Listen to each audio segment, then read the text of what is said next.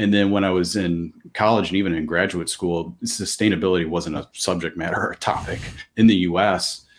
I think the first actual graduate program in sustainability, it was at Arizona State University. And I think it was like 2003 or four or five. That's crazy. It seems so late to me. Yeah. Yeah, your listeners can fact check that, but it Yeah. was definitely post 2000. So I Yeah. got my graduate degree in 99. And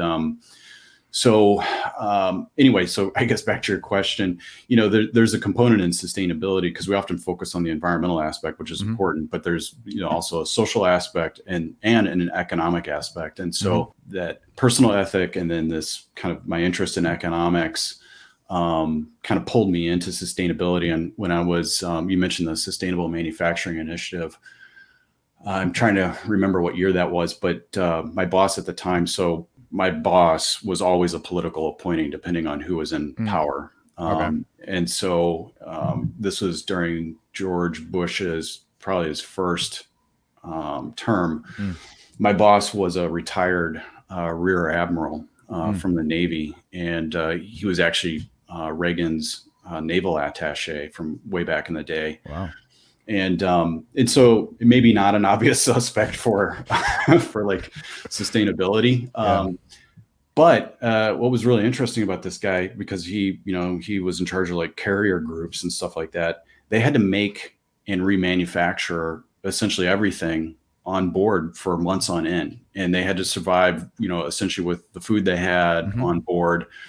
And they had to ensure a clean environment and recycle, it was pretty advanced stuff, for like the late 90s and whatnot, in terms of thinking of like supply chains and sustainability of supply chains. Cause obviously it's a logistics issue for them, but it was a national security issue.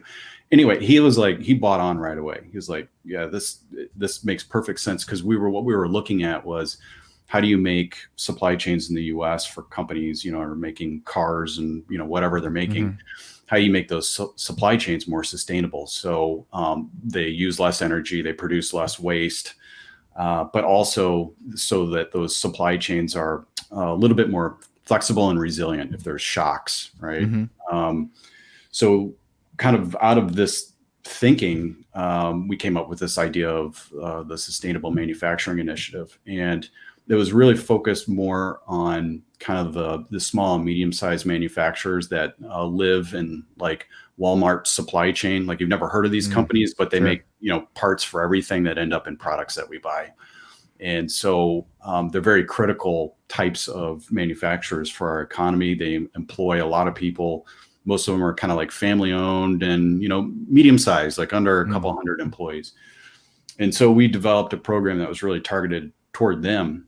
Because a lot of the big manufacturers in Walmart at the time, and even the Department of Defense, was beginning to require things around energy reduction in the supply chain and waste reduction, which is also crazy to think that, we had Republican presidents that were developing, sustainability initiatives for government. Yeah. And George Bush issued the first green directive for the federal government, which, is kind of hard to believe that we've kind of lost that, bipartisanship on this issue, because it's just such a common sense issue. But anyway, so it was, kind of unlikely, partnering with an unlikely ally to develop something that at least our manufacturers in the country really ended up liking. EPA became a partner of ours, as did a couple of other government agencies.